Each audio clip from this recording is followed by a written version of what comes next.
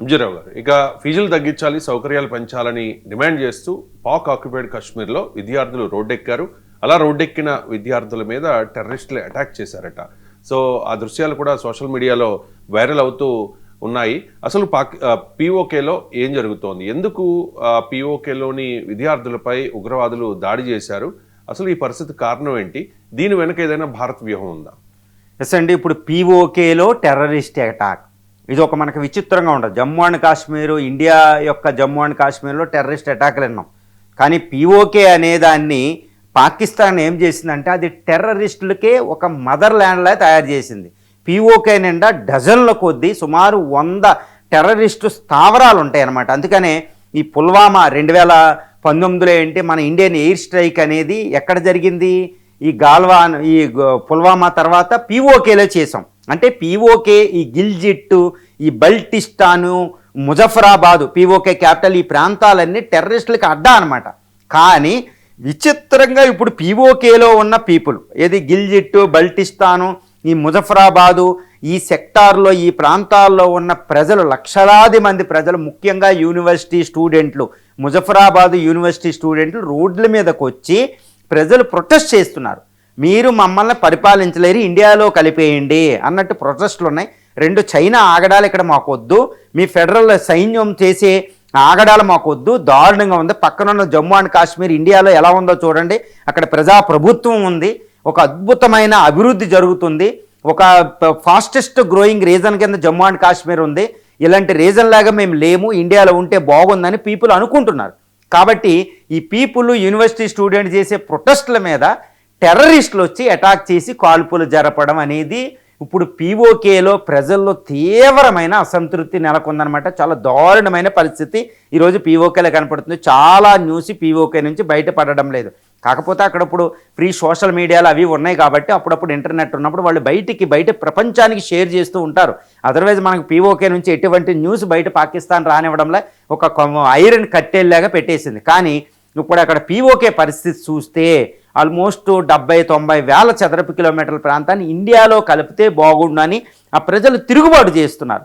ఇది మనకి అక్కడ ఏ విధంగా చూసినా మనకి కనిపిస్తూ ఉంటుంది అనమాట.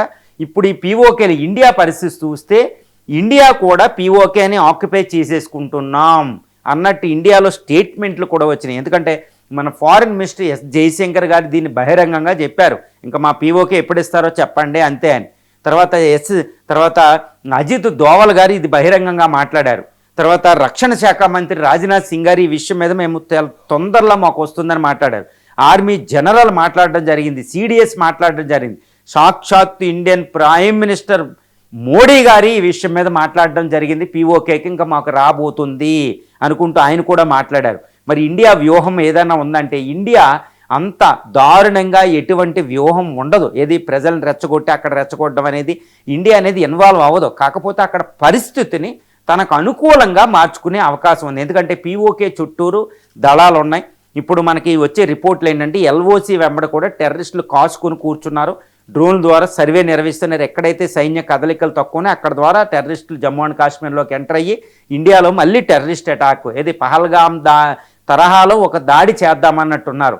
ఈ దాడే కానీ పొరపాటున జరిగితే రీసెంట్గా మన ఆర్మీ జనరల్ ద్వివేది గారు రాజస్థాన్లో మాట్లాడుతూ ఇంకొకటి ఇలాంటి అవకాశం ఇండియన్ ఆర్మీకి వస్తే దేవుని కోరుకుందాం వద్దా అని వచ్చిందంటే పీఓకే ఆక్యుపై చేసి పాకిస్తాన్ సర్వనాశం చేద్దాం మనం అన్నట్టుంది. ఇండియా కూడా ఆపరేషన్ త్రిశూల్ అని ఇంకా నిర్వహిస్తూ నోటమ్మలు జారీ చేసి పాకిస్తాన్కి ఆల్రెడీ వార్నింగ్ ఇవ్వడం జరిగింది. భయంకరంగా అంటే యుద్ధ రంగంలో యుద్ధం కోసం ఇండియా అంతా ప్రిపేర్ అయిపోయింది, మిసైల్స్ ఎక్కువ పెట్టడం జరిగింది, ఎన్నో మిసైల్స్ కూడా కొనుగోలు చేయడం జరుగుతుంది. అంటే పాకిస్తాన్ ఈసారి మే 7 నుంచి 10 దాకా జరిగిన ఆపరేషన్ సింధూర్ 1 లాగా కాదండి. ఆపరేషన్ సింధూర్ మళ్ళీ మొదలవుతే, ఆపరేషన్ సింధూర్ 2.0 మొదలవుతే ఈవెన్ కొన్ని గంటల వ్యవధిలో అంటే కేవలం 24 గంటల్లోనే పాకిస్తాన్ ముక్కలు చేసి పీఓకేని ఆక్యుపై చేసుకోవడానికి కావాల్సిన అన్ని సర్వం సిద్ధం చేసి ఇండియా రెడీగా ఉందనేది మనకు బోర్డర్లో పరిస్థితి గమనిస్తే తెలిసిపోతుంది.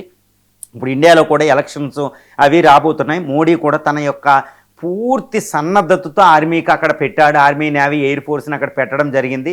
ఆయన యొక్క కదలికలు ఇవన్నీ చూస్తే మాత్రం పీఓకే మన ఇండియాలో కలిసిపోవడానికి చాలా తక్కువ వ్యవధి అక్కడ మనకు కనిపిస్తుంది అనేది మనకు అవగతం అవుతుంది ఆ పరిస్థితులు మనం గమనిస్తే.